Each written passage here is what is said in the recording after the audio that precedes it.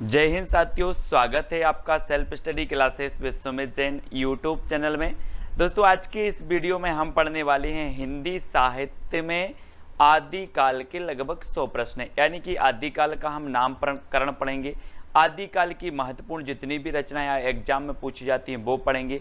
आदिकाल की पंक्तियों को पढ़ेंगे। ठीक है, तो यहाँ पर आदिकाल की मेन जितने भी प्रश्न आपके बनते हैं एग्जाम में, उन प्रश्नों के बारे में पढ़ने वाले हैं और मस्ती से पढ़ेंगे, एक नंबर ट्रिक से पढ़ेंगे। ठीक है, तो पूरा वीडियो आपको जरूर देखना है, वीडियो को लाइक करना है। सुबह 9:30 बजे रोज ट्रिकी वीडियो आता है।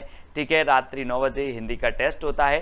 तो आप किसी भी एग्जाम की तैयारी कर रहे हैं, बने रहें self study classes Vishwamit Jain YouTube channel के साथ। दोस्तों, लगभग 60 से 70 वीडियो आपके हिंदी साहित्य ट्रिकी वीडियो डल चुके हैं। आप प्ले लिस्ट में जाकर के अवश्य देखें, है ना। प्ले लिस्ट में हिंदी साहित्य का इतिहास ट्रिक्स करके एक प्ले लिस्ट बनी है, वो देखें और ज्वाइन मेंबर बन के चैनल को सपोर्ट जरूर कर सकते हैं। ठीक है, तो दोस्तों वीडियो को लाइक करें, शेयर करें और बने रहें अंत तक। आदिकाल को वीर गाथा काल नाम किसने दिया है? तो ये चीज तो सभी को पता है लगभग, तो जल्दी से अगर आपसे बन रहा है तो उत्तर आपको बता देना है कि सर आदिकाल को जो वीर गाथा काल नाम दिया है वो दिया है रामचंद्र शुक्ल ने, यानी ये नंबर आपका बिल्कुल सही हो जाएगा। और यहां पर आया है वीर और यहां पर आया है राम, है ना। तो राम कैसे पुरुष थे? बोले सर वीर पुरुष थे, है ना। कैसे थे? वीर पुरुष। तो वीर गाथा काल कौन बोलेगा? रामचंद्र शुक्ल, यानी ये नंबर आपका बिल्कुल सही हो जाएगा। ठीक है, अगला है दोस्तों, आदिकाल को सिद्ध सामंत काल किसने दिया? सिद्ध सामंत काल बताना है दोस्तों। और आपको पता है कि जो पंडित लोग होते हैं, पंडित, इनके पास सिद्धि बहुत होती है, होती कि नहीं होती? अब आप लोगों को ही बताना है। पंडितों के बाद सिद्धि होती है, ये सिद्ध पुरुष होते हैं। तो ये सिद्ध सामंत काल कौन बोलेगा? कौन बोलेगा? कोई पंडित ही होगा, यानी कि पंडित राहुल सांकृत्यायन। इन्होंने कहा कि ये तो सिद्ध सामंत काल है, पंडित को तो सिद्धि ही दिखेगी, है ना। तो वो सिद्ध सामंत काल बोला इन्होंने। ठीक है, अगला देखो दोस्तों, आदिकाल को संधि काल एवं चारण काल किसने कहा? संधि काल और चारण काल। जैसे ही संधि की बात आती है दोस्तों, तो आपने रामायण देखी होगी, है ना। देखिए ना सभी ने रामायण, कि नहीं देखी? बोले सर रामायण देखी है। रावण से बार बार बोला जा रहा था कि आप संधि कर लो राम से और चरण पकड़ लो राम के, बार बार बोलते थे ना। जितने भी दूत जाते थे, अंगद गया तो उसने कहा कि आप संधि कर लो, चरण पकड़ लो, अभी भी मौका है। किसके? राम के। तो ये संधि काल और चारण काल कौन बोलेगा? कौन बोलेगा? कोई राम ही आएंगे, यानी कि राम कुमार वर्मा। ठीक है, इन्होंने दोस्तों 750 से 1000 के काल को बोला संधि काल और 1000 के बाद के काल को चारण काल नाम दिया। किसने? राम कुमार वर्मा जी ने। ठीक है, ऐसे याद रखेंगे। अगला है दोस्तों, आदिकाल को बीज वपन काल नाम किसने दिया? अब 4 विकल्प हैं दोस्तों। आपको पता है कि विश्व में अहिंसा के बीज किसने बोए? अहिंसा के बीज किसने बोए? अहिंसा की बात किसने की है? और वो की है किसने? महावीर भगवान ने। किसने की है? महावीर भगवान ने अहिंसा की बात की है, अहिंसा के बीज बोए हैं। तो यहां पर बीज बोए तो बीज वपन काल, और किसने बोए हैं बीज अहिंसा के? महावीर ने। तो महावीर प्रसाद द्विवेदी। बोले सर अहिंसा के बीज बोए हैं महावीर भगवान ने, तो बीज वपन काल कौन बोलेंगे? महावीर प्रसाद द्विवेदी, यानी ए नंबर आपका बिल्कुल सही हो जाएगा। और दोस्तों अगला क्वेश्चन है, आदिकाल को अपभ्रंश काल किसने कहा है? बहुत ही बढ़िया है दोस्तों, और बताना है आपको, है ना। 4 विकल्प हैं, 4 में से चयन करना है और आपका क्या हो जाएगा? बोले अपभ्रंश को तो गोली मारो, धीरे से हिंदी की बात करो। अपभ्रंश को तो गोली मारो, धीरे से हिंदी की बात करो, है ना।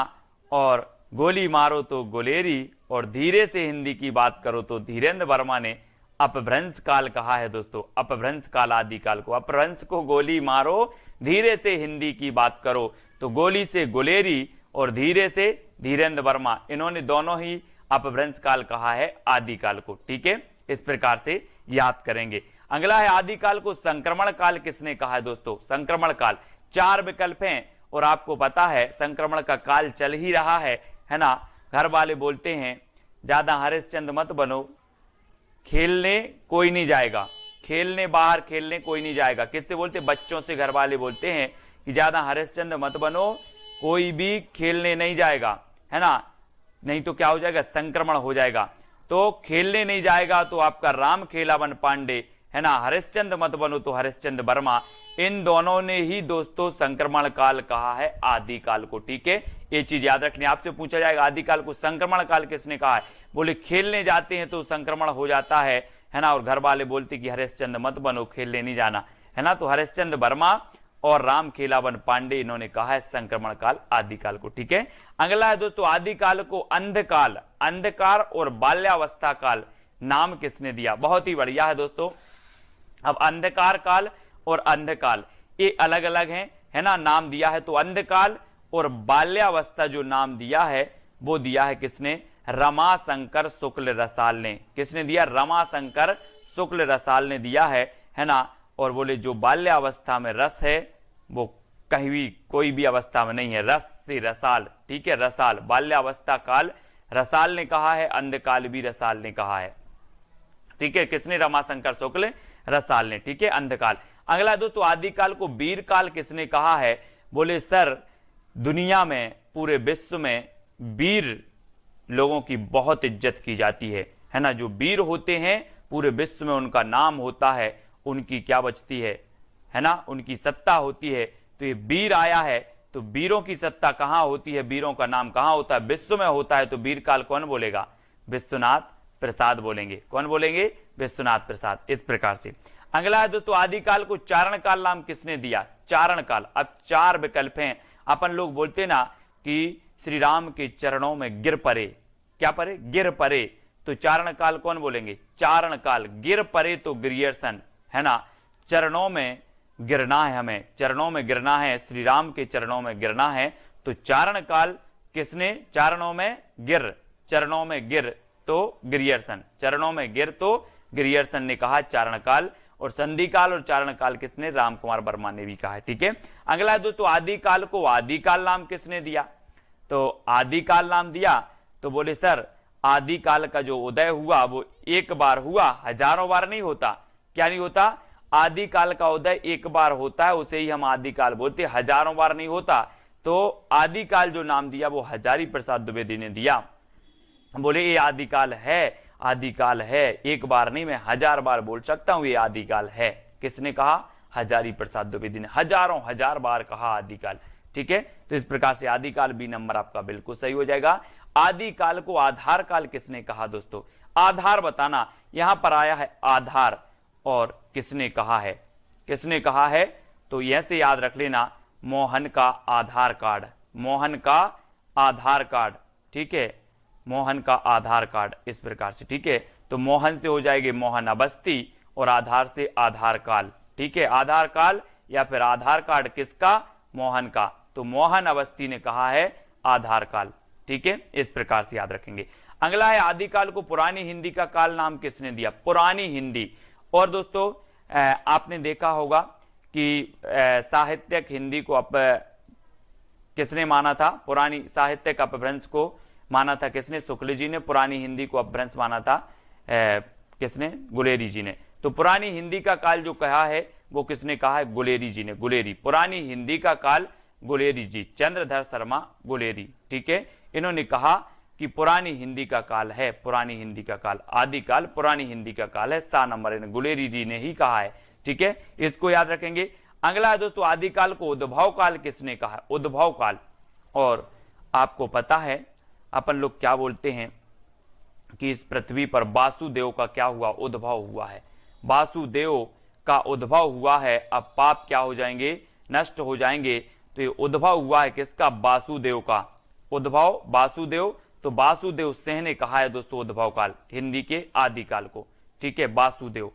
अगला है आदिकाल को अपभ्रंश काल, जातीय साहित्य का उदय, अपभ्रंश काल, जातीय साहित्य का उदय, ये नाम किसने दिया है। बहुत ही बढ़िया नाम है और आपको पता भी होनी चाहिए। और ये नाम दिया है दोस्तों किसने, बच्चन सिंह ने। अपभ्रंश काल, जातीय साहित्य का उदय।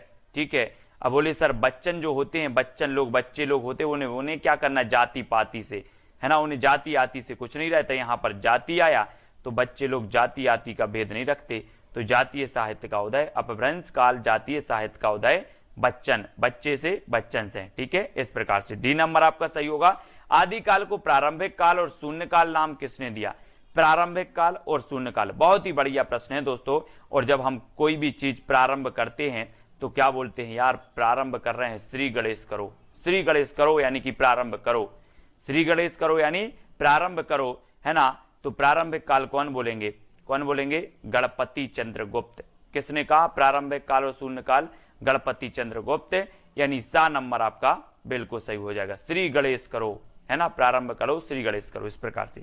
अगला है आदिकाल को वीर प्रशस्ति युग नाम किसने दिया। वीर प्रशस्ति विश्वनाथ प्रसाद मिश्र ने, हजारी प्रसाद द्विवेदी ने, गणपति चंद्र गुप्त ने, या फिर विजयेंद्र स्नातक ने। दोस्तों आपको पता है कि वीर लोग ही विजय होते हैं, वीर लोग ही क्या होते हैं, विजय होते हैं, है ना। तो वीर लोग क्या होते हैं, विजय होते हैं। तो वीर प्रशस्ति योग कौन बोलेगा, विजयेंद्र स्नातक, विजयेंद्र स्नातक यानी डी नंबर। वीर प्रशस्ति योग किसने कहा, बोले सर वीर लोग विजय होते हैं, तो विजयेंद्र स्नातक, डी नंबर आपका बिल्कुल सही हो जाएगा, है ना। अगला क्वेश्चन है आदिकाल को प्राचीन काल नाम किसने दिया। विश्वनाथ प्रसाद मिश्र ने, हजारी प्रसाद द्विवेदी ने, गणपति चंद्रगुप्त ने, या फिर शंभुनाथ सिंह ने। तो आदिकाल को प्राचीन काल जो नाम दिया है वो किसने दिया है। और आपको पता है दोस्तों, आपसे बोले कि आप किसकी पूजा करते हैं, तो बोले हम शंकर जी की करते हैं। आपके पापा किसकी करते, शंकर जी की। आपके दादा किसकी करते, शंकर जी की। अरे बोले सर बात बिल्कुल नहीं करो, हमारे घर में प्राचीन काल से ही शंभुनाथ की पूजा करते आ रहे हैं। शंभु, है ना, बोलते हैं ना श्री जय शंकर जी को, शंभु, है ना। तो बोले हम प्राचीन काल से ही शंभु की पूजा करते आ रहे हैं, तो शंभुनाथ से हैं। प्राचीन काल कौन बोलेंगे, शंभुनाथ से हैं, है ना, शंभुनाथ से हैं, यानी डी नंबर आपका बिल्कुल सही हो जाएगा, शंभुनाथ से। ठीक है। अगला है दोस्तों आदिकाल को संक्रांति काल किसने किया। संक्रांति, संक्रांति से अब ऐसा नहीं लगता कि संक्रांत एक त्योहार होता ना, संक्रांत, संक्रांति आ गई अपन बोलते। तो क्या होता है संक्रांति में, लड्डू वड्डू का प्रसाद मिलता है। काय का प्रसाद मिलता है, लड्डू वड्डू का प्रसाद मिलता है सभी को। तो इस संक्रांति में प्रसाद मिलता है, तो संक्रांति काल कौन बोलेंगे, कौन बोलेंगे, कोई प्रसाद ही होंगे, राम प्रसाद मिश्र।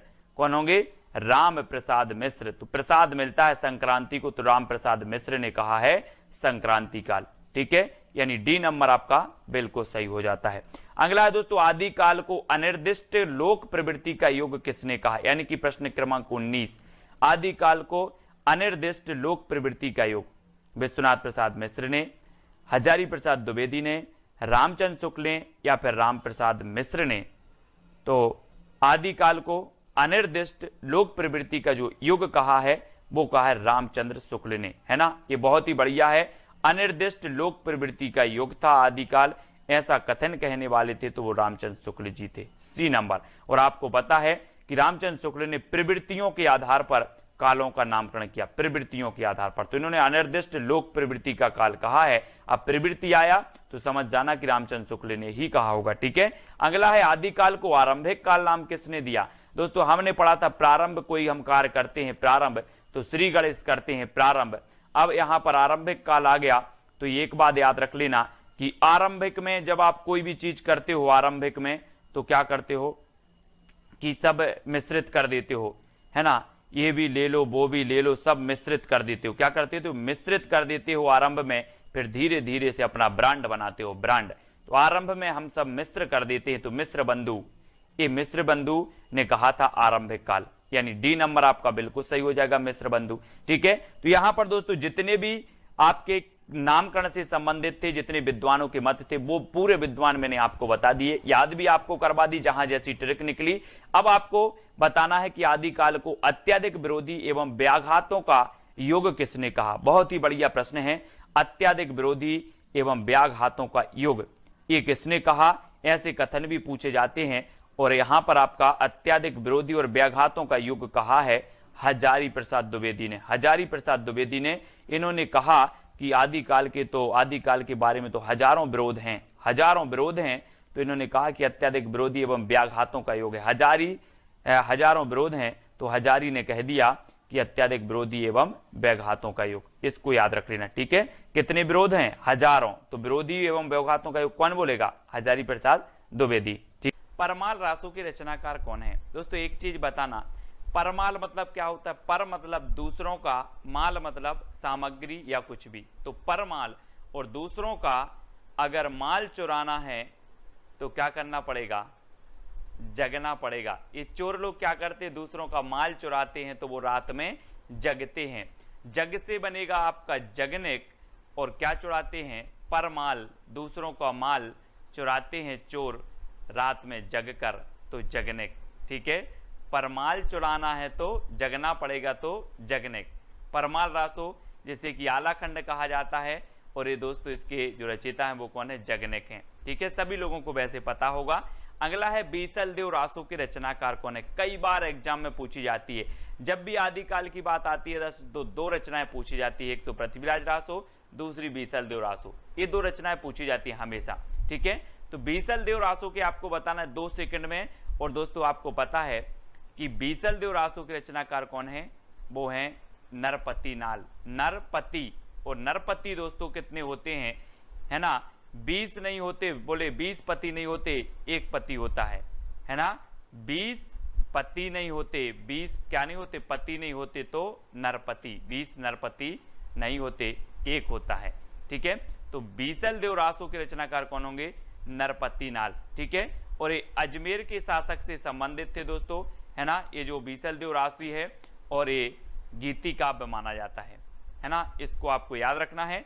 अगला है कीर्ति लता के रचनाकार कौन है, कीर्ति लता। दोस्तों आपको पता है कि कीर्ति उसी की फैलेगी जिसमें विद्या है, जिसमें विद्या है उसकी कीर्ति जगह जगह फैलेगी, जिसमें विद्या नहीं है उसकी कीर्ति नहीं फैलेगी। तो ये जो कीर्ति फैलेगी कब फैलेगी, जब विद्या है तो विद्यापति, है ना, तो कीर्ति लता विद्यापति। ठीक है, विद्या है तो कीर्ति फैलेगी, तो कीर्तिलता विद्यापति। और दोस्तों आपको पता होगा कि विद्यापति जी की कितनी रचनाएं थी, एक तो थी इनकी कीर्ति लता, ठीक है, कीर्ति लता, और एक थी इनकी कीर्ति पताका। कौन सी थी, कीर्ति पताका, और एक थी दोस्तों इनकी पदावली।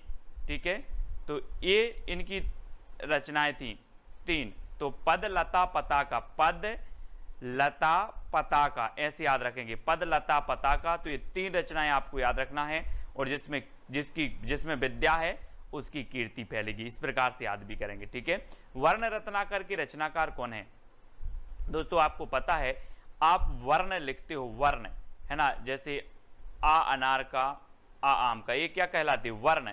तो वर्ण आप अंधेरे में पढ़ोगे कि ज्योति में पढ़ोगे, वर्ण अंधेरे में नहीं पढ़ना है, हमें ज्योति में पढ़ना है, ज्योति यानी कि उजाले में पढ़ना है, तो वर्ण हमें ज्योति में पढ़ना है, तो ज्योतिरीश्वर ठाकुर, है ना। वर्ण रत्नाकर के रचनाकार कौन होंगे, ज्योतिरीश्वर ठाकुर, यानी कि जो विकल्प नंबर आपका बी है वो बिल्कुल सही हो जाएगा। अब मैं कभी पूछूं आपसे वर्ण रत्नाकर, बोले सर वर्ण तो हमें ज्योति में पढ़ना है, तो ज्योतिरीश्वर ठाकुर। ठीक है, अगला है राउलवेल की रचनाकार कौन है। दोस्तों आपको ट्रिक भी बताना है, कौन सी अच्छी ट्रिक लगी है वो कमेंट में बताना है। वीडियो के लास्ट में एक चैलेंज प्रश्न दिया जाएगा, तो उसका उत्तर भी आपको बताना है। ठीक है, राउलवेल, बेल समझते हैं आप दोस्तों, बैल बजा दी, बोले यार बैल बजा दी बड़ा रोड़ा है। कभी कभी आप जब सोते हो, कभी कभी आप सोते ही हो और कोई बेल बजा दे तो सोने में रोड़ा बन जाती है। कौन, सोने में रोड़ा बन जाती है बेल, सोने में रोड़ा बन जाती है बेल, तो राउल बेल, और बेल बन जाती है क्या, रोड़ा, तो राउल बेल की रचनाकार कौन होंगे, रोड़ा कवि। रोड़ा कवि यानी कि यह नंबर आपका बिल्कुल सही हो जाएगा। ठीक है, आपने कभी कभी अनुभव किया होगा दोस्तों, जैसे ही आप सोए और किसी ने बेल बजा दी बाहर से, तो रोड़ा बन जाती है आपके सोने में, तो रोड़ा कवि की है राउलवेल। ठीक है, अगला है ढोला मारूरा दूहा की रचनाकार कौन है। दोस्तों आपको पता है कि ढोला से बनेगा ढोल, और ढोल वही बजा सकता है जो ढोल बजाने में कुशल है, ढोल बजाने में जो कुशल है वही ढोल बजाएगा। तो ढोला मारूरा दोहा के रचनाकार कौन होंगे, कुशल लाभ, है ना। ये देखो ढोल बजा रहे हैं क्योंकि ये क्या है, कुशल हैं ढोल बजाने में, है ना। तो ढोल से ढोला मारूरा दूहा, और ढोल वही बजाएगा जो कुशल है, तो कुशल लाभ। ठीक है, यानी कि जो सी नंबर है वो आपका बिल्कुल सही आंसर होगा। अगला है दोस्तों विजयपाल रासो के रचनाकार कौन है। 4 विकल्प हैं, और आपको पता है दोस्तों आपने गदर फिल्म देखी होगी, गदर फिल्म देखी है, सनी देओल अकेले, और सनी देओल क्या करते हैं विजय प्राप्त करने के लिए नल उखाड़ देते हैं। विजय प्राप्त करने के लिए क्या उखाड़ देते हैं? नल। ये देखो हाथ में, ये विजय प्राप्त करने के लिए इन्होंने नल उखाड़ दिया, तो विजय से बनेगा विजयपाल रासो, और नल उखाड़ दिया तो नल्ल सिंह भाट। नल्ल सिंह भाट, बोले नल उखाड़ दिया, है ना। विजय प्राप्त करने के लिए नल उखाड़ दिया तो नल्ल सिंह भाट की रचना है, कई बार पूछी भी गई है। ठीक है, अगला है पृथ्वीराज रासो के रचनाकार कौन है दोस्तों? पृथ्वीराज रासो। और आपको पता है ये पृथ्वी है और ये इसका एकमात्र उपग्रह कौन है? चंद्रमा। तो यहाँ पर पृथ्वी आया है तो इसका उपग्रह भी कहाँ पर आएगा? यहाँ उपग्रह आ जाएगा।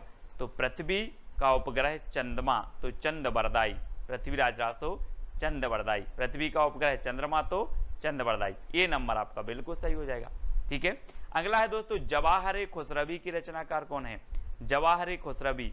और आपको पता है कि जो जवाहर, हीरा, मोती, जवाहर ये किसके पास होंगे? गरीब के पास कि अमीर के पास? ये देखो, ये जवाहर हैं, हीरा, मोती, जवाहर, और ये जवाहर जो होंगे वो किसके पास होंगे? अमीर व्यक्ति के पास होंगे कि गरीब व्यक्ति के? तो आपने बिल्कुल सही आंसर पहचाना है कि सर अमीर के पास होंगे। तो जवाहर खुसरवी की जो रचना होगी वो किसकी होगी? अमीर खुसरो। और खुसरवी से तो खुसरो है ही, तो खुसरवी। ठीक है, अगला क्वेश्चन आपको बताना दोस्तों, जय मयंक जस चंद्रिका के रचनाकार कौन है? तो 4 विकल्प हैं। और आपको पता है दोस्तों कि जब एक पत्नी अपने पति के लिए करवा चौथ का व्रत रखती है, एक पत्नी अपने पति के लिए करवा चौथ की व्रत रखती है, और जब ये चल्ली में से वह चांद को देखती है तो चांद कैसा नजर आता है? मधुर। कैसा नजर आता है? मधुर। तो मधुकर, है ना। मयंक मतलब भी चंद्रमा होता है, और चंद्रमा की चंद्रिका को जब पत्नी देखती है तो जो चंद्रिका है वो कैसी नजर आती है? मधुर। तो मधुकर, है ना। जय मयंक जस चंद्रिका कैसी नजर आ रही है? मधुर से मधुकर। ठीक है, जय मयंक जस चंद्रिका नजर आ रही है मधुर, तो मधुकर। ठीक है, यानी कि जो सा नंबर है वो आपका बिल्कुल सही हो जाएगा, सा नंबर। ठीक है, अगला है खुमान रासो के रचनाकार कौन है? दोस्तों आपको पता है खुमान मतलब होता है दीर्घायु। खुमान मतलब क्या होता है? दीर्घायु, लंबी आयु। ठीक है, लेकिन खुमान रासो, खुमान एक पदवी भी थी शिवाजी की, है ना। इन्हें खुमान की पदवी दी गई थी। और खुमान रासो के जो रचनाकार होंगे वो कौन होंगे? दलपति विजय। खुमान से बनेगा दोस्तों आपका गुमान। और हम बोलते ना कि गोरे रंग पे ना इतना गुमान कर। कभी कभी कोई दल का पति विजय प्राप्त करता है तो उसे गुमान हो जाता है, गुमान। तो गुमान से खुमान, गुमान से खुमान, है ना। दल का पति अगर विजय हो जाता है तो उसे गुमान हो जाता है, तो खुमान। तो खुमान रासो के रचनाकार दलपति विजय। ठीक है, इस प्रकार से आपको याद रखना है। दोहा कोश के रचनाकार कौन है? दोस्तों आपको पता भी तो है। आप बोलोगे सर दोहा सुनाओ, सर दोहा सुनाओ, तो सर से सरहपा और दोहा सुनाओ से सो दोहा कोश, है ना। ट्रिक अगर मैं इधर लिख दूं कि ट्रिक सर दोहा सुनाओ, दोहा सुनाओ, सर से सरहपा, दोहा से दोहा कोश, तो दोहा कोश के रचनाकार सरहपा। ठीक है, अगला है श्रापकाचार के रचनाकार कौन है? हिंदी की प्रथम रचना मानी जाती है दोस्तों। और ये जो श्रापकाचार है, आपको पता है कि जैन धर्म में व्यक्ति जब भगवान के पास जाता है तो श्रावक बन के जाता है भगवान के पास, है ना। और भगवान को क्या बोलता है? देव। तो श्रावक जाता है किसके पास? देव के पास। श्रावक बनकर जाता है व्यक्ति देव के पास। तो श्रापकाचार के रचनाकार कौन होंगे? देवसेन। ये देखो, ये व्यक्ति श्रावक बनकर गया है किसके पास? भगवान या फिर देव के पास। ठीक है, तो श्रावक बन के जाना है देव के पास। तो श्रापकाचार के रचनाकार देवसेन। 933 इसका रचना काल माना जाता है, 933 ईस्वी। ठीक है, श्रापकाचार की ओर प्रथम रचना है हिंदी की। अगला है बुद्धिरास के रचनाकार कौन है? बुद्धिरास। दोस्तों आपको पता है कि हम बोलते हैं कि वो बुद्धिशाली लोग हैं, बुद्धिशाली लोग हैं। तो यहाँ पर वही तो पूछी गया है कि बुद्धिशाली, तो बुद्धिशाली यानी कि बुद्धिशाली भद्रसूरी। बुद्धिरास शाली भद्रसूरी। और किसी किसी की तो साली भी बहुत बुद्धिमान होती है। बोलते हैं जिसकी शादी हो गई बोले मेरी साली बहुत बुद्धिमान है ना। तो बुद्धि से बुद्धि और बुद्धिशाली, शाली ऐसे याद रखना, बुद्धिशाली, वो बुद्धिशाली लोग हैं, तो बुद्धिशाली से बुद्धिराज, शाली से शालीभद्र सूरी, है ना, तो बुद्धिशाली इस प्रकार से। अगला है रेवंतगिरी रास के रचनाकार कौन है? 4 विकल्प में 2 सेकंड में आपको बताना है दोस्तों। आपको पता है कि रेवंतगिरी एक पर्वत था, जैन धर्म से संबंधित पर्वत है रेवंतगिरी, और रेवंतगिरी की पर विजय प्राप्त करनी थी। बहुत सारे राजा सोचते थे कि रेवंतगिरी पर क्या करनी है, विजय प्राप्त करनी है, काय पर, रेवंतगिरी पर। तो रेवंतगिरी रास की रचनाकार कौन होंगे? विजय प्राप्त करनी है तो विजय सेन सूरी। रेवंतगिरी पर क्या प्राप्त करना है? विजय, तो विजय सेन सूरी, है ना, ये विजय सेन सूरी की रचना है, यानी कि आपका जो विकल्प नंबर सी है वो सही हो जाएगा। अगला है चंदनवाला रास की रचनाकार कौन है? दोस्तों चंदनवाला, हम जब मंदिर जाते हैं तो चंदन की आस लगा के जाते हैं, चंदन की आस, चंदन की आस। ये देखो, ये महाशय चंदन की आस लगा के बैठे थे, तो इनको चंदन लग गया, तो याद रख लेना, चंदन की आस तो आसगु, चंदन की आस तो आसगु, ठीक है। चंदन वाला रास किसकी होगी? आस से आसगु, है ना, चंदन की आस, इतना याद करना, चंदन की आस तो आसगु कवि की है। कुमारपाल प्रतिबोध के रचनाकार कौन है? कुमारपाल प्रतिबोध, दोस्तों आपको पता होगा आजकल के जो कुमार हैं वो सोम रस बहुत पी रहे हैं, सोम, है ना, कुमार लोग सोम रस पी रहे हैं, तो सोम प्रभ सूरी, सोम प्रभ सूरी, इस प्रकार से याद करेंगे। कुमार लोग सोम पी रहे हैं तो सोम प्रभ सूरी, है ना, डी नंबर आपका बिल्कुल सही हो जाएगा। कुमारपाल प्रतिबोध की रचनाकार सोम प्रभ सूरी। कच्छुली रास की रचनाकार कौन है? कच्छुली रास आपको पता है दोस्तों, आपसे मैं पूछूं, कच्छुली, कच्छुली बाजार गए थे, कच्छुली, बोले हाँ, मैंने तिलक लगाकर प्रज्ञा ली, है ना, प्रज्ञा तिलक, है ना, इस प्रकार से मैंने प्रज्ञा ली तिलक लगाकर, तो प्रज्ञा तिलक कच्छुली रास। बोले कच्छुली रास, कच्छुली, तो बोले हाँ, ली, प्रज्ञा ली, प्रज्ञा, है ना, तो प्रज्ञा तिलक, कच्छुली प्रज्ञा तिलक, प्रज्ञा तिलक। ये देखो, ये तिलक लगाकर क्या ले रहे हैं? प्रज्ञा ले रहे हैं, प्रज्ञा यानी कि प्रतिज्ञा, है ना, वही ले रहे हैं, तो कच्छुली बोले प्रतिज्ञा ली तिलक लगाकर, ठीक है, इस प्रकार से। जयचंद्र प्रकाश के रचनाकार कौन है दोस्तों? 4 विकल्प हैं, और आपको पता है दोस्तों कि केदारनाथ में हमें क्या करना है? चंद्रमा का प्रकाश करना है। केदारनाथ में चंद्रमा का प्रकाश करना है, तो चंद्र से चंद्रमा, और चंद्रमा का प्रकाश कहाँ करना है? केदारनाथ में, तो केदार भट्ट। चंद्रमा का प्रकाश करना है कहाँ? केदारनाथ में, तो केदारनाथ भट्ट, केदार भट्ट की रचना है जयचंद्र प्रकाश। जय मयंक जस चंद्रिका ये मधुकर की है ना, और जयचंद्र प्रकाश ये केदार भट्ट की है, ठीक है। अगला है दोस्तों, हमीर रासों के रचनाकार कौन है? दलपति विजय, सारंगधर, केदार भट्ट या फिर सोमप्रभ सूरी। तो हमीर रासो कई बार पूछी गई है, याद रख लेना, ये सारंगधर की है। किसकी है? सारंगधर, ठीक है, हमीर रासो सारंगधर। जन्म अवधि हम रूप निहारल, नयन न त्रिपति भेल, ये पंक्ति किसकी है? आपसे पूछा जाता है, तो आपको बताना है। 4 विकल्प हैं, विद्यापति की, चंद्रवरदाई, तुलसीदास या फिर सरहपा की। तब आपका दोस्तों यहां पर आप एक चीज देखो, हमें क्या देखना है, इसका अर्थ नहीं देखना है, सिर्फ ये चीज देखनी कि इसको याद कैसे जाए, ये पंक्ति किसकी होगी। यहां पर देखो तिरपति, पति आया, पति, तो दोस्तों यहां भी देख लो पति कहां आया, यहां भी ये पति आ गए, विद्यापति। जन्म अवधि हम रूप निहारल, नयन न तिरपति भेल, यानी कि यहां पर पति आया, तो उत्तर में भी आपका पति आएगा, तो ये जो पंक्ति होगी वो किसकी हो जाएगी? किसकी हो जाएगी? विद्यापति की, ठीक है। आ नंबर आपका बिल्कुल सही हो जाएगा। अगला देखो दोस्तों, गोरी सेवे सेज पे मुख पर डारे केस, ये पंक्ति कई बार पूछी गई है दोस्तों। अब आपको बताना है कि ये पंक्ति किसकी है। और एक चीज मैं आपको बता दूं कि जो यहां पर आया है एक शब्द सेज, सेज मतलब होता है दोस्तों कोमल बिस्तर, है ना, कोमल बिस्तर, मखमल के गद्दे, वो सेज कहलाता है। और बताना दोस्तों कि ये कोमल गद्दे, मखमल के गद्दों पर अमीर व्यक्ति सोएगा या गरीब व्यक्ति सोएगा? आप बताना, गरीब के पास तो नहीं होंगे मखमल के गद्दे, कोमल गद्दे, किसके पास होंगे? अमीर के पास। तो सेज मतलब होते हैं कोमल गद्दे, मखमल के गद्दे, और इस सेज पर गरीब नहीं सो सकता, अमीर सो सकता है, तो अमीर खुसरो। ठीक है, इस पंक्ति के रचयिता कौन हो जाएंगे?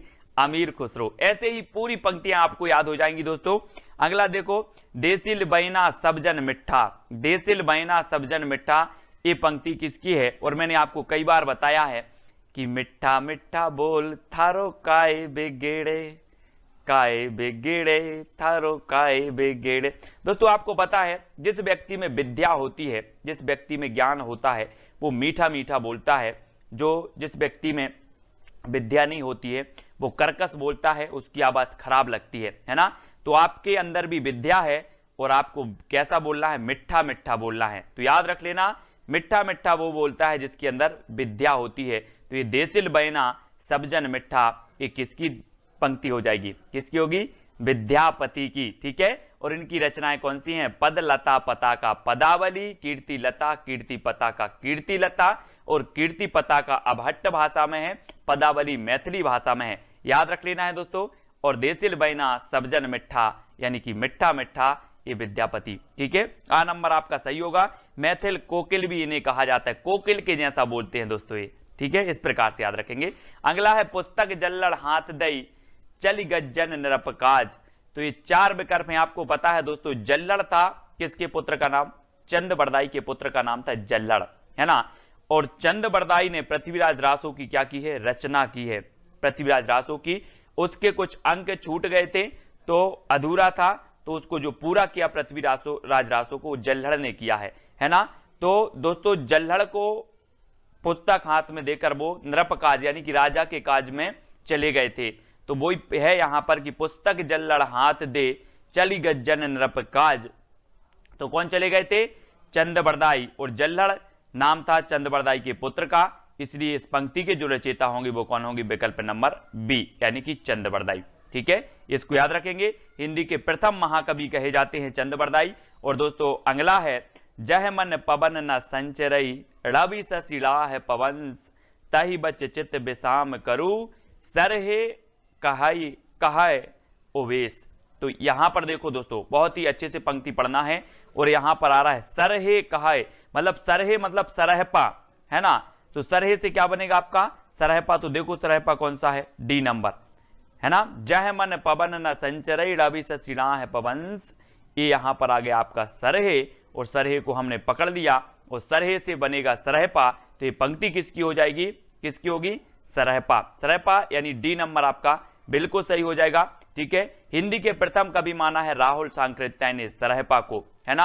और इनकी एक बहुत ही प्रसिद्ध रचना है कौन सी? दोहा कोश। इनको याद रखेंगे। अगली पंक्ति आपको बताना है दोस्तों, जोई जोई पिंडे सोई ब्रह्मांडे।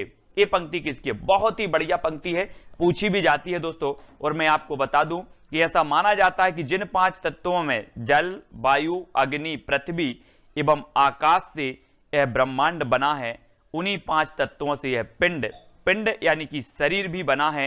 इस प्रकार जो कुछ ब्रह्मांड में है वही सब पिंड में भी अवस्थित है। यत पिंडे तद ब्रह्मांडे, इसलिए इस पिंड को ब्रह्मांड का लघु रूप भी कहा जाता है। तो जोई जोई पिंडे सोई ब्रह्मांडे, ये एक अर्थ इससे लिया गया है। और दोस्तों आपको पता है कि ये जो पंक्ति है वो किसकी है? गोरखनाथ की है। किसकी है? गोरखनाथ की है। इन्होंने कहा था कि संसार में क्या रखा है? माया मोह को इन्होंने त्याग दिया। किसने? गोरखनाथ जी ने। और दोस्तों एक जो साधना है, अंतः की साधना इन्होंने की। तो ये इन्होंने कहा था कि जोई जोई पिंडे सोई ब्रह्मांडे। किसने कहा था? गोरखनाथ ने कहा था कि जो दोस्तों जलवायु, अग्नि, पृथ्वी, आकाश, ये जो 5 तत्व हैं ये ब्रह्मांड में है, वही 5 तत्व हमारे शरीर में है। तो इस प्रकार से आपको गोरखनाथ की ये पंक्ति याद रखना है, जोई जोई पिंडे सोई ब्रह्मांडे। ठीक है, अगला है 12 बरस लो कुकर जीबे अरु 13 लो जिए सियार, बरस 18 क्षत्रिय जीबे आगे जीवन को धिक्कार। आपको नहीं लग रहा ये दोस्तों आला है? आला। और आला हम रात में जग कर पढ़ते हैं, आला हम रात में जग कर पढ़ते हैं। और इस पंक्ति के जो रचयिता होंगे वो कौन होंगे? जगनेक। क्योंकि ये कहां से ली गई है पंक्ति? आलाखंड से, आलाखंड से ली गई है। ठीक है, आलाखंड या जिसे परमाल रासो कहा जाता है, परमाल रासो, है ना। और 12 बरस लो कुकर जीबे अरु 13 लो जिए सियार, बरस 18 क्षत्रिय जीबे आगे जीवन को धिक्कार। ठीक है, तो ये आला से तो जगने का आपसे बन जाएगा। नेक्स्ट है गोरख जगायो जोग भक्ति भगायो लोग। दोस्तों यहां कंफ्यूजन होता है बहुत सारे लोगों में, यहां आ गया गोरख और यहां पर भी आपका अगर ऑप्शन में गोरख दिया होता तो आप गोरखनाथ लगा देते, लेकिन याद रख लेना ये पंक्ति बहुत ही बढ़िया है। गोरख जगायो जोग भक्ति भगायो लोग, ये गोरखनाथ ने नहीं कही, याद रख लेना। ये किसने नहीं कही? गोरखनाथ ने नहीं कही है, ये कही है तुलसीदास ने, यानी कि बी नंबर। अब एक चीज याद रख लेना, खुद के बारे में थोड़ी बोलेंगे कि गोरख जगायो जोग भक्ति भगायो लोग, गोरखनाथ नहीं बोलेंगे ना, कोई दूसरा व्यक्ति बोलेगा। तो गोरख जगायो जोग भक्ति भगायो लोग, ये पंक्ति जो है वो तुलसीदास की मानी जाती है। इसको याद रख लेना, हमेशा पूछी जाती है दोस्तों। क्यों पूछी जाती है? क्योंकि इसमें आप कंफ्यूजन होंगे और आप गलत करके आएंगे, तो इसको याद रखेंगे। ठीक है, अगला है माधव हम परिणाम निराशा। माधव मतलब दोस्तों श्री कृष्ण को कहा जाता है माधव, और बोले माधव हम परिणाम से निराश हैं। बोले क्यों हो बेटा निराश?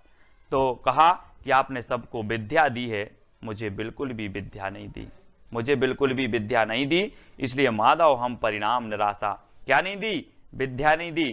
तो इसके जो रचयिता होंगे वो कौन होंगे? विद्यापति। अब याद रख लेना, माधव हम परिणाम निराशा। बोले बेटा क्यों पर निराश हो? विद्या नहीं दी, तो विद्या से विद्यापति। इस प्रकार से पंक्तियों को मस्ती से याद करते जाएंगे। ठीक है, ये नंबर आपका बिल्कुल सही होगा। नेक्स्ट है जो जिण शासन भासियऊ सो भई कहियड़ सारू सो सरी पावई पारू। ठीक है, ये पंक्ति किसकी है दोस्तों? यहां पर 4 विकल्प हैं, 4 में से चयन करके आप बताएंगे। और यहां पर जिण शासन दिया है। जिण, जिण मतलब होता है दोस्तों भगवान, भगवान का पर्यायवाची है जिन।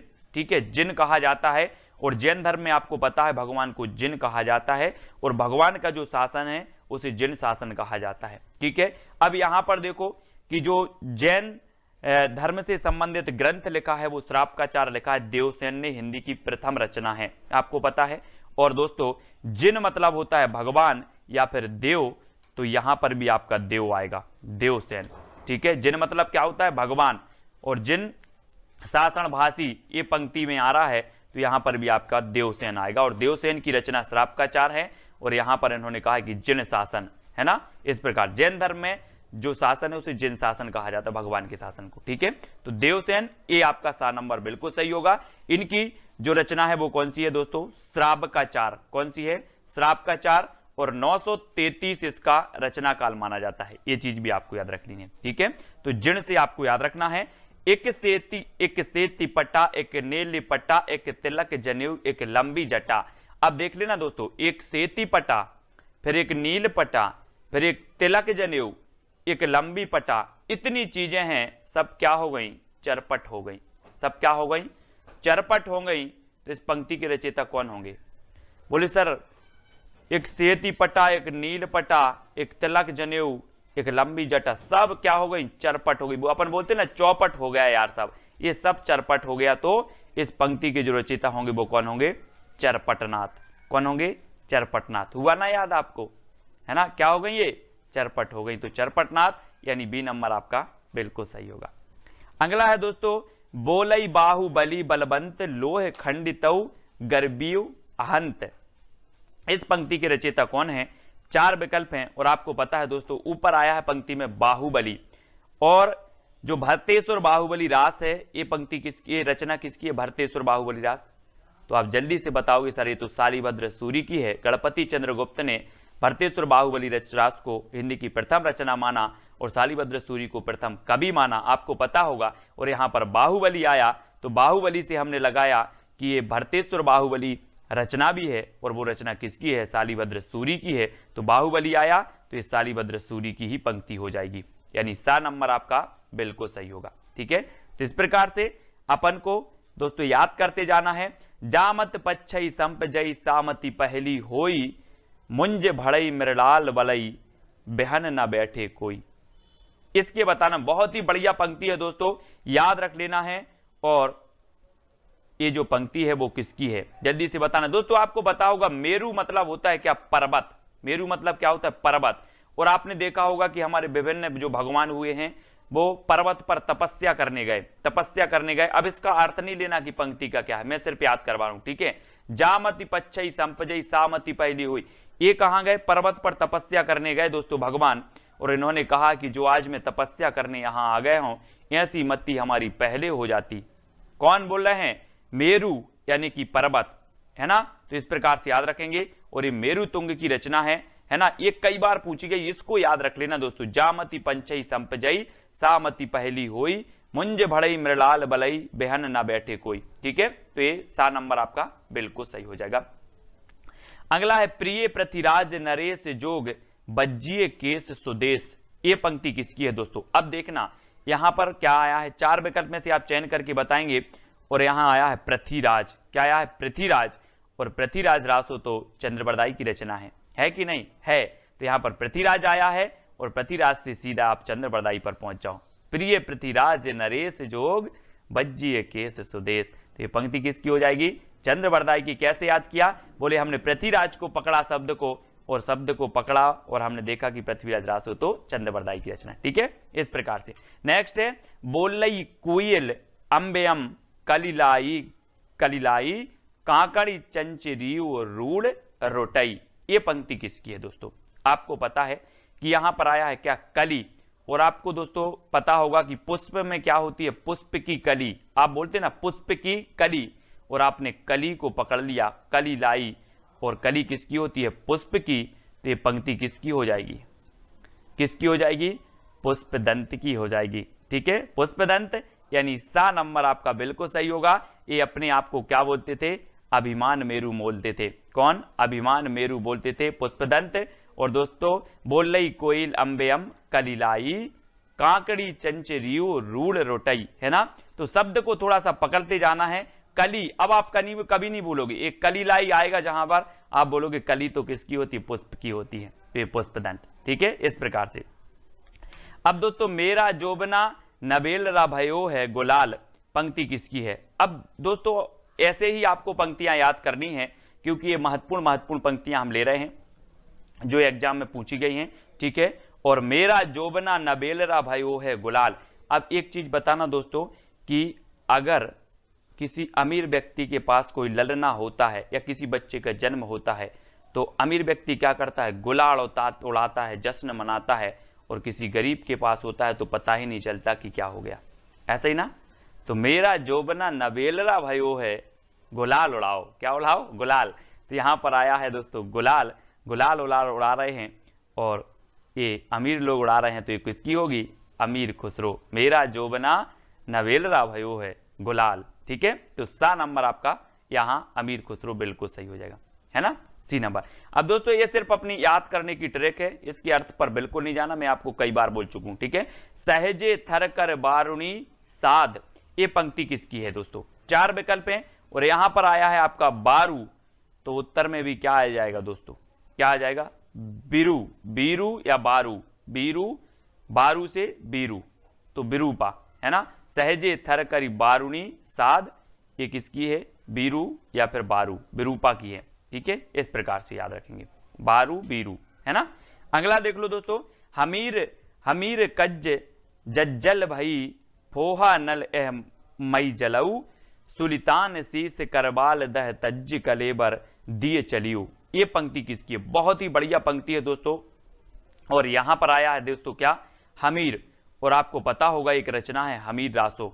हमीर रासो रचना है, और वो रचना किसकी है दोस्तों? सारंगधर की है ना।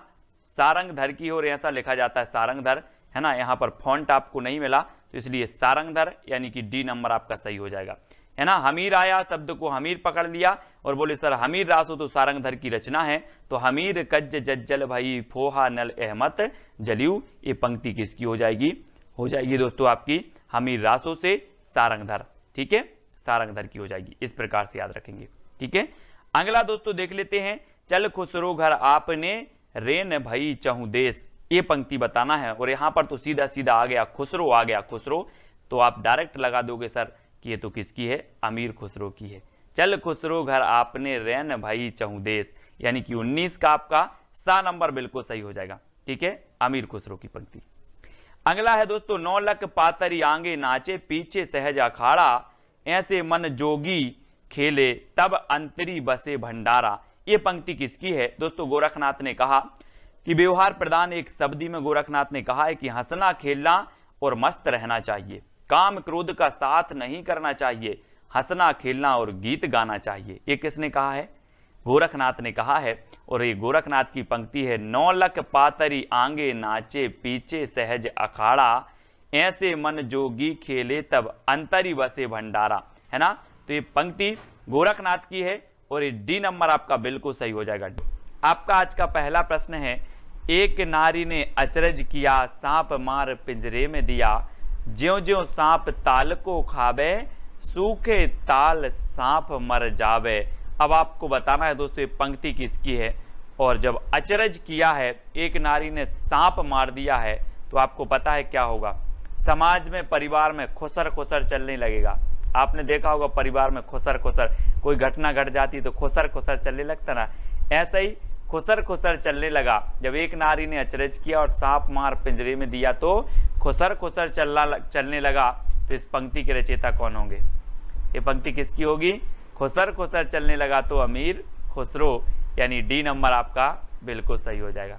ठीक है ना। फनी ट्रिक दोस्तों आपको बताना है। अब पंडिये सैल सत्य बखाणई, देह ही बुद्ध बसंत न जानई। अब दोस्तों एक चीज बताना है, पंडिये और पंडित, और पंडित राहुल सांकृत्यायन ने हिंदी का प्रथम कवि किसे माना है? यहाँ पर आ रहा है पंडिये और हम इसका ले लेंगे पंडित, और पंडित ने किसे माना है? सराहपा को। तो ये पंक्ति भी किसकी होगी? सराहपा की होगी। बोले पंडिये सयल सत्य बखाणई, देह ही बुद्ध बसंत न जाने। अब दोस्तों इसमें आपको अर्थ बिल्कुल नहीं लेना, पंक्ति का अर्थ क्या है, हमें ट्रिक निकालना है कि हमें याद कैसी हो रही, माइंड में कैसे सेट हो रही कि ये किसकी है। ठीक है, वो चीज देखना है। तो यहाँ पर पंडिये और पंडिये से होगा पंडित, और पंडित ने राहुल सांकृत्यायन ने सराहपा को हिंदी का प्रथम कवि माना। तो ये पंक्ति भी किसकी हो जाएगी? सराहपा की हो जाएगी। ऐसे याद कर लेंगे। अगला है दोस्तों, किसका बेटा किसकी बहू, आप स्वार्थ मिलिया सहू। आपने देखा होगा दोस्तों, आपका जीवन निकल जाता है, मेरा बेटा मेरी बहू, है ना। आप जितना छोड़ के जाते हो, जितना छोड़ के आपकी मृत्यु हो जाती है, आप बहुत सारा धन छोड़ के जाते हो, ये बेटा और बहू सब चरपट कर देते हैं। क्या कर देते हैं? चरपट कर देते हैं। तो किसका बेटा किसकी बहू, आप स्वार्थ मिलिया सहू, सब चरपट कर देते हैं। तो ये पंक्ति भी किसकी हो जाएगी? चरपटनाथ की। यानी कि आपका जो ए नंबर है वो बिल्कुल सही हो जाएगा। दोस्तों आपको पूरा वीडियो जरूर देखना है, आपको सारी पंक्तियां याद हो जाएंगी। अबदू रहिया हाटे बाटे, रूस बरस की छाया, तजबा काम क्रोध लोभ मोह संसार की माया। आपको पता होगा दोस्तों, आदि काल में क्रोध मोह लोभ तजबे की बात किसने की है? किसने की है? बोले इनसे मुक्त हो जाओ और भगवान की साधना करो। किसने की है? गोरखनाथ, है ना। गोरखनाथ नाथ संप्रदाय के प्रमुख थे और इन्होंने कहा है कि काम क्रोध लोभ मोह ये सब संसार असार है ना। यही कहा है, भगवान की भक्ति करो। तो दोस्तों ये किसने कहा है? गोरखनाथ ने आदिकाल में कहा है ना। तो गोरखनाथ की ये पंक्ति हो जाएगी ए नंबर। ठीक है, अगला देखते हैं दोस्तों, बाल चंद बिजावई भाषा, दुह नहीं लग गई दुज्जन हासा। ये पंक्ति किसकी होगी? दोस्तों आपको पता है कि बाल आया, यहाँ पर बाल को पकड़ लो, और बाल काल से ही हम विद्या का अर्जन करते हैं। बाल काल से क्या करते हैं? बोले सर हम बालापन से, बाल काल से ही, बाल्यावस्था से ही विद्या का अर्जन करते हैं। तो इस बाल चंद ये जो पंक्ति होगी ये किसकी होगी? विद्या का अर्जन करते हैं तो विद्यापति। किसकी होगी? विद्यापति। और विद्यापति को मैथिल कोकिल कहा जाता है ना। आपने इनकी देसिल वो सबजन मिठा, आपने इनकी एक पंक्ति पढ़ी होगी, मैंने आपको बताई थी, है ना। तो इसको भी याद रखेंगे। विद्यापति की 3 रचनाएं बहुत प्रसिद्ध हैं, पदावली, कीर्तिलता और कीर्तिपता का, है ना। इनको याद रखेंगे। तो बाल को बालचंद पकड़ना है, बाल। ठीक है, अगला है नाद ना बिंदु ना रवि शशि मंडल, चिए राय सहाबे मूकल। अब दोस्तों एक चीज बताना है, मैं अगर बोलूं कि ना नाद है मेरे सर पे, ना बिंदु है, ना रवि की छाया है, ना शशि की छाया है, कुछ भी नहीं है मेरे सर पर, तो सर पर नहीं है तो पंक्ति किसकी हो जाएगी? सर पर नहीं है तो सरहपा, सर पर नहीं है तो सरहपा। ना नाद है, ना बिंदु है, ना रवि है, ना शशि है, कुछ भी नहीं है मेरे सर पर, तो सरहपा। इस प्रकार से याद रखेंगे, थोड़ी सी हिंट आपको चाहिए और आपको याद हो जाएगा, यानी बा नंबर आपका बिल्कुल सही हो जाएगा। ठीक है, अब दोस्तों अगला है रावण जायऊ जई जही देहि दह मोह एक शरीरू चिंता विये तई यही जड़ली कबड़ू पियाबऊ खीरू। ये पंक्ति किसकी है? यहां पर दोस्तों आपको कुछ नहीं करना है, रावण को पकड़ना है। और कहा जाता है कि राणा जो रावण था वो बहुत सूरवीर था। कैसा था? सूरवीर था, शक्तिशाली था, है ना, सूरी था। तो दोस्तों रावण की बात हो रही हो, रावण कैसा था? सूर था, तो सूर से बनेगा सूरी। क्या बनेगा? सूरी। तो ये पंक्ति किसकी हो जाएगी? सोमप्रभ सूरी की। ठीक है, रावण कैसा था आपको पता भी होगा कि रावण को कोई जीत नहीं सकता था, है ना। और रावण का जब भेद बताया विभीषण ने, तब राम ने रावण का वध कर पाए, है ना। तो इस प्रकार से रावण क्या था? सूरी, सूर था, तो सोमप्रभ सूरी की पंक्ति हो जाएगी। इस प्रकार से याद करेंगे। ठीक है, अगला है दोस्तों 9 लख पातर आगे नाचे पीछे सहज अखाड़ा ऐसे मन ले जोगी खेले तब अंतरी बसे भंडारा। अब यहां पर कुछ नहीं पकड़ना है, एक पद पकड़ना। 9 लख पातर, दोस्तों आपको पता है 9 लाख की पातर, गौर करो इस पे जरा। बोले सर 9 लाख की पातर कैसे हो सकती है? गौर किया आपने? गौर किया तो गोरखनाथ की, ये बनेगा गौर। बोले सर हमने गौर किया तो ये गोरखनाथ की पंक्ति होगी। 9 लाख पातरी, 9 लाख पातरी, गौर किया तो गोरखनाथ की पंक्ति, यानी कि आ नंबर आपका बिल्कुल सही हो जाएगा। ठीक है, हो रहा ना याद? सारी पंक्तियां याद हो जाएंगी दोस्तों।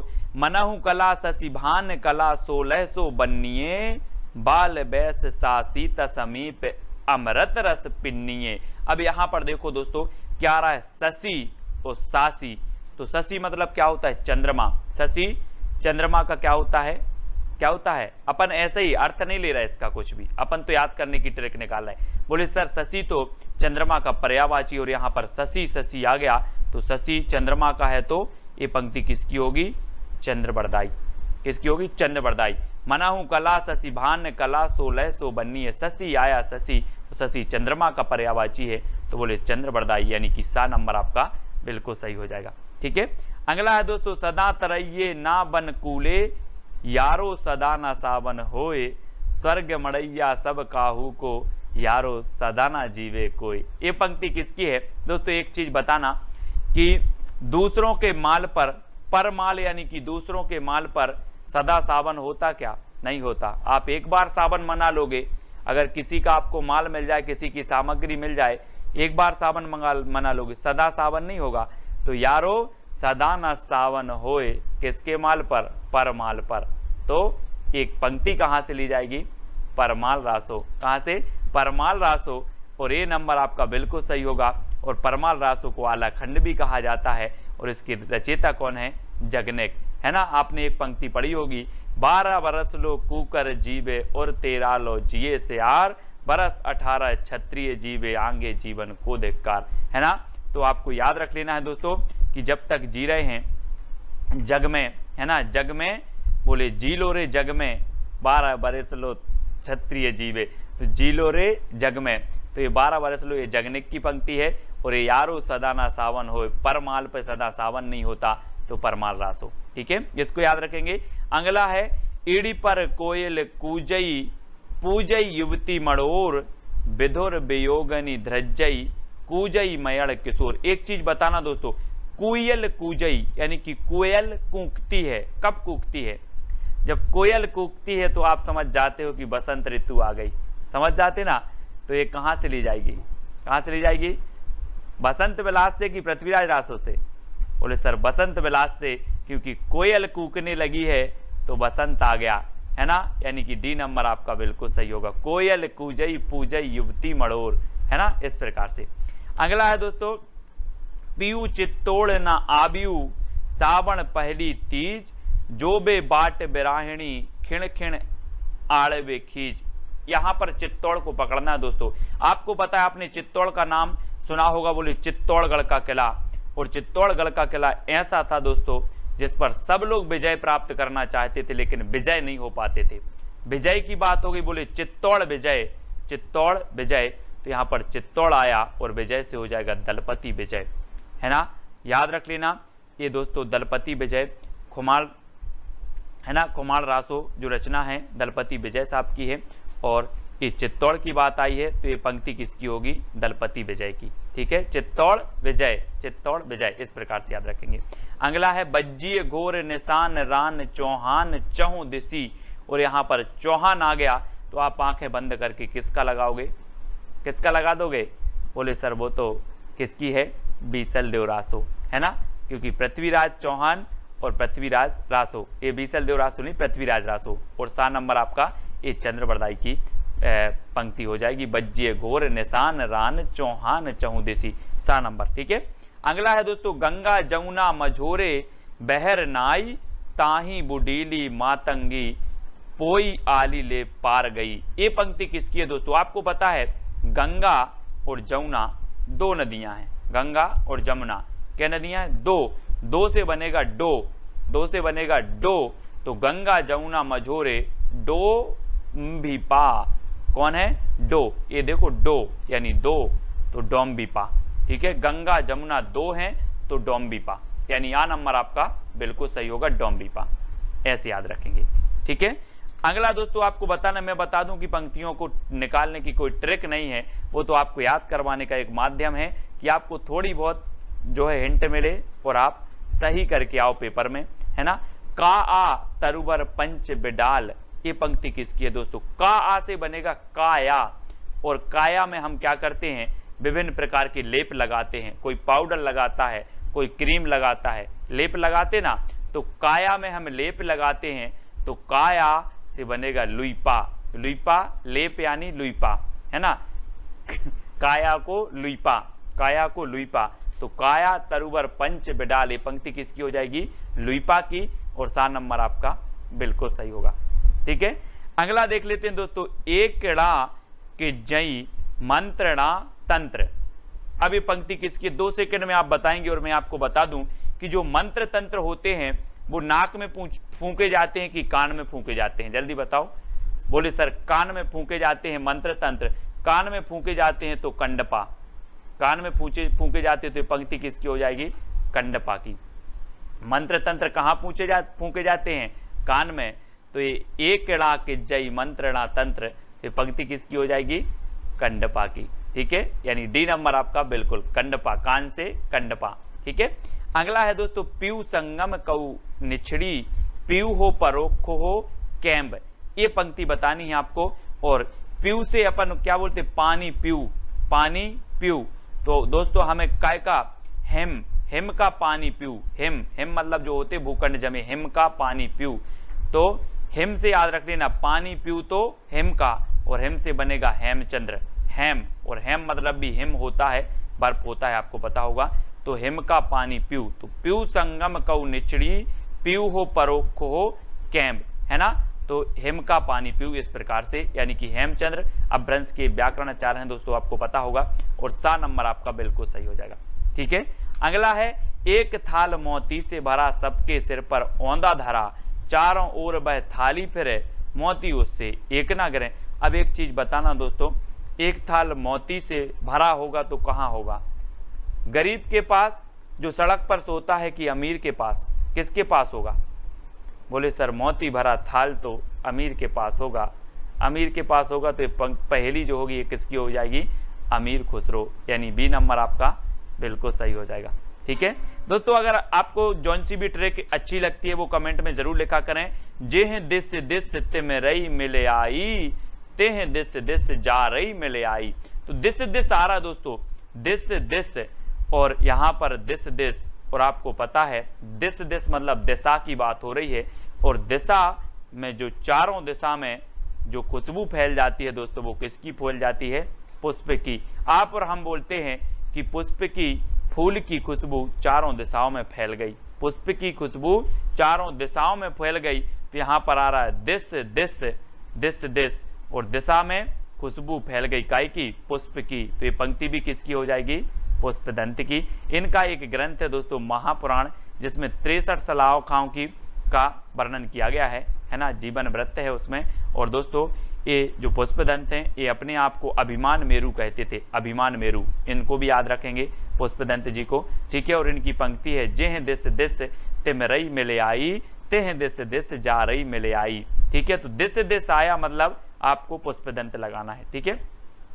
अगला है दोस्तों, पुरुष कहानी हो कहो जसु बत्थे पुण्य। अब एक कहानी आया है दोस्तों यहाँ पर, कहानी, और कहानी आपको पता है कहानी को अबहट्ट में कहा जाता है कहानी, कहानी को अबहट्ट में कहानी कहा जाता है। और अबहट्ट की हमने 2 रचनाएं पढ़ी हैं, कीर्तिलता और कीर्ति पताका, और ये 2 रचनाएं किसकी हैं, विद्यापति की। और यहाँ पर कहानी आया है और कहानी अबहट्ट में कहा जाता है, तो बोले सर 2 रचनाएं हैं विद्यापति की, कीर्तिलता और कीर्ति पताका, तो ये पंक्ति भी किसी की होगी, किसकी होगी, विद्यापति की, है ना। विद्यापति यानी कि ये कीर्तिलता से ले गई है दोस्तों, पुरुष कहानी हो कहो जसु पत्थैवे पुण्य, तो ये कीर्तिलता से ली गई है। कहानी आया और कहानी हमने पकड़ लिया कि कहानी अबहट्ट में कहा जाता है, और अबहट्ट की रचना 2 ही हैं, कीर्तिलता और कीर्ति पताका, तो ये कीर्तिलता से ली गई है और ये विद्यापति की पंक्ति हो जाएगी।